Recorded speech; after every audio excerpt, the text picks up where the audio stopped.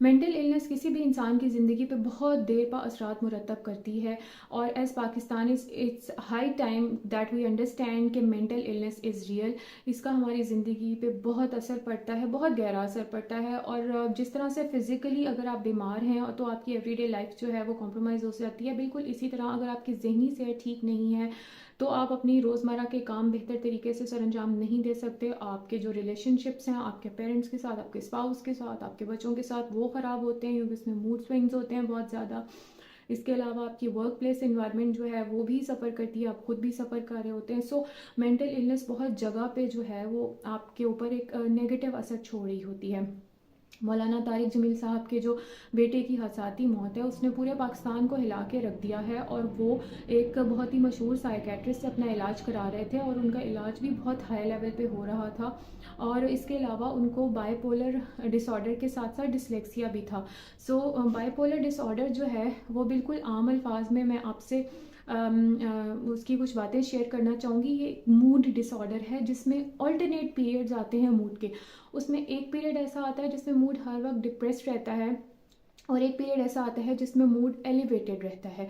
सो ये depress mood और elevated mood के ऑल्टरनेट पीरियड्स इसमें होते हैं। और ज़्यादातर लोग जो हैं जो नॉर्मल हैं उनमें एक नॉर्मल अप एंड डाउन आ रहा होता है मूड स्विंग्स का, जैसे आप हैं, जैसे मैं हूँ, जैसे कोई भी नॉर्मल इंसान हो सकता है। लेकिन जो बाइपोलर डिसऑर्डर जिन लोगों को होता है उसमें जो मूड है उसकी रेंज मूड एबनॉर्मलिटीज़ की बहुत ज़्यादा होती है।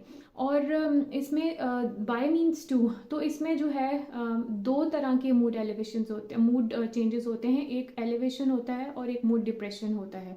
सो जो डिप्रेशन है उसको डिप्रेसिव मूड भी कहते हैं। तो वो उसमें आपके जो साइन एंड सिम्टम्स हैं वो क्या क्या होते हैं, उसमें लो मूड होगा, उसमें एनहेडोनिया, यानी आप जिन चीज़ों में इंटरेस्ट रखते हैं, फॉर एग्जांपल आप शाम को वॉक करते हैं, आपको स्पोर्ट्स का शौक है, कोई फिजिकल एक्टिविटी का शौक है, वो आपके जो शौक हैं वो आपका उन कामों को करने को दिल नहीं करता, आपका रोज़मर्रा का काम करने को दिल नहीं करता। इसके अलावा डिप्रेशन में स्लीप डिस्टर्बेंसेस होंगे आपको। इसके अलावा खाने पीने के जो पैटर्न्स हैं वो भी आपके चेंज हो जाते हैं। आपके से मुराद है वो लोग जो डिप्रेशन से जूझ रहे हैं या जो लोग इस बीमारी का शिकार हैं। इसके अलावा इस बीमारी में जो है बहुत ज़्यादा सुसाइडल थॉट्स आते हैं, गिल्टीनेस की फीलिंग होती है कि जैसे आपने कुछ बहुत बुरा कर दिया किसी के साथ।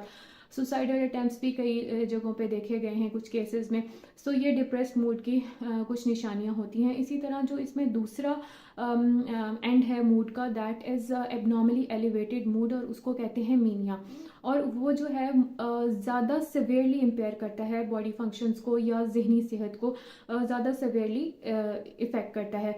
मेनिया में जो है उस again there is less need for sleep. उसके अलावा इसमें बहुत ज़्यादा सेंस ऑफ ग्रैंडियोसिटी फील होती है कि जैसे मैं बहुत बड़ी चीज़ हूँ, मैं ये मैं वो। उसमें अपने आप को इंसान बहुत बड़ा समझता है और अपना इंप्रेशन माइंड में बहुत ह्यूज बना लेता है। ये एक सिम्टम है इस बीमारी का, इसे सेंस ऑफ ग्रैंडियोसिटी कहते हैं। इसके अलावा इसमें और भी कई सिम्टम्स होते हैं। मीनिया जो है वो 3 से 7 दिन तक होता है असरअंदाज, और हाइपोमीनिया जो है वो तकरीबन 3 से 4 दिन तक असरअंदाज होता है। अब आ जाते हैं इनकी ट्रीटमेंट स्ट्रैटेजीज़ पे। मैं बिल्कुल आम अल्फाज में ये ट्रीटमेंट स्ट्रैटेजीज आपसे शेयर करूंगी। एक तो इसकी साइकोथेरेपी होती है जो आमतौर पर साइकेट्रिस्ट करते हैं। दूसरा, इसमें मेडिकेशन का इस्तेमाल किया जाता है। इसमें ऐसी अद्वियात इस्तेमाल की जाती हैं जो आपके मूड को स्टेबलाइज करें, उन्हें मूड स्टेबलाइजर्स कहा जाता है। मैं उनकी डिटेल में नहीं जाना चाहूँगी। इसके अलावा एक और तरीका है इसी की ट्रीटमेंट का जिसे इलेक्ट्रोकन्वल्सिव थेरेपी कहते हैं। इसमें जो है वो करंट यूज़ किया जाता है, लेकिन ये एक एडवांस लेवल है और ये साइकेट्रिस्ट के मशवरे के साथ ही शुरू करवाई जाती है। सो इसके मुख्तलिफ ऑप्शंस हैं इसके ट्रीटमेंट के। एंड इसके अलावा जो दूसरा मसला था मौलाना साहब के बेटे को, दैट इज़ डिसलेक्सिया। डिसलेक्सिया जो है ये एक ऐसा मसला है जिसमें आप वर्ड्स को डी कोड नहीं कर पाते। आपसे मुराद वो इंसान जो इस बीमारी से मुतासिर है वो वर्ड्स को डी कोड नहीं कर पाता। फॉर एग्जाम्पल, अगर आपके सामने एक वर्ड रखा जाए फैंटास्टिक, सो वो उस फैंटास्टिक को पढ़ने में टाइम लगाएगा। He can identify the words. For example, he can identify alphabets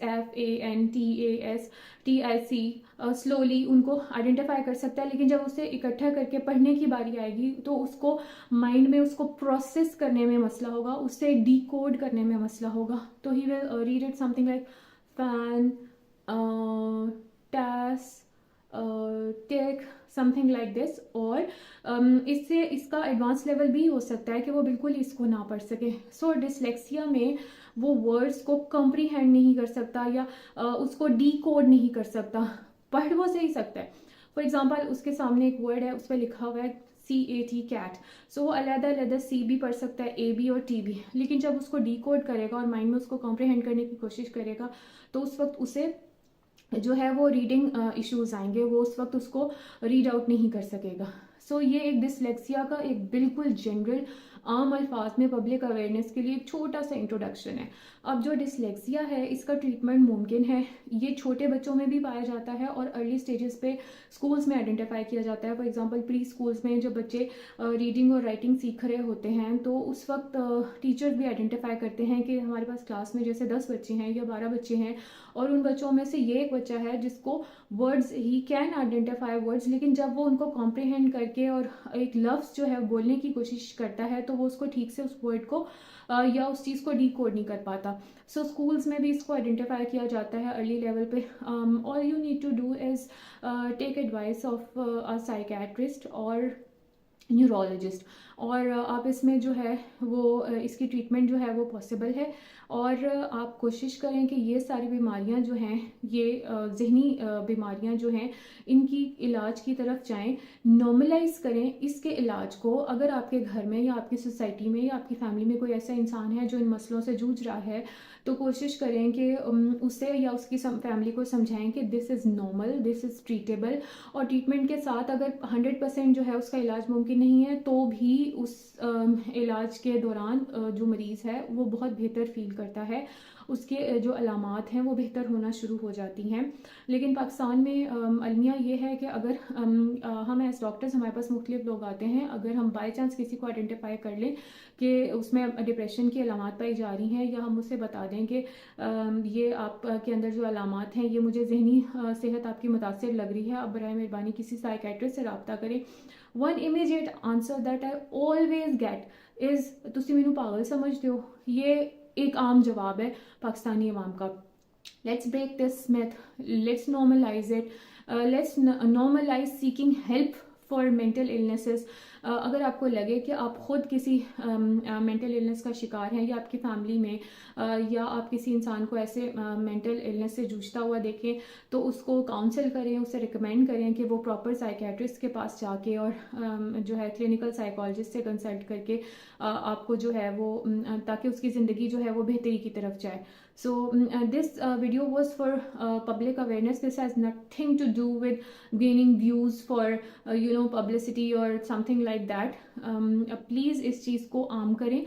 mental health illness जो है ये एक मेजर इलनेस है। ये जहनी सेहत इंसान को बहुत बुरी तरह मुतासिर करती है। मैंने आपको पहले भी बताया कि फिजिकल इलनेस से ज़्यादा डेंजरस होती है। सो आपकी अगर आसपास ऐसा कोई इंसान है जो मेंटल इलनेस से जूझ रहा है या आपको लगता है कि आप किसी को रिकमेंड करें किसी साइकेट्रिस्ट की तरफ, तो उन्हें समझाएं, उन्हें काउंसल करें।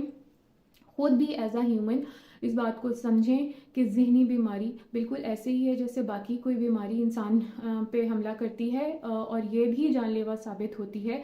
और उसके बहुत सारे केसेस आप देख चुके हैं। आप जहांगीर तरीन साहब के भाई की मौत का मामला देख चुके हैं। आप डॉक्टर मोहम्मद अजहर का, वो एक बहुत मशहूर साइकेट्रिस्ट थे, उनकी डेथ जो है वो भी इसी तरह, he was fighting with some major depression in his life. तो इस तरह के बहुत सारे वाक़यात हैं जो अब हो चुके हैं। Let's normalise seeking help for mental illness. इस बात को आम करें, इस बात को फैलाएं कि जहनी सेहत बहुत ज़रूरी है। आप हैं तो सब कुछ है। Please take care of yourself.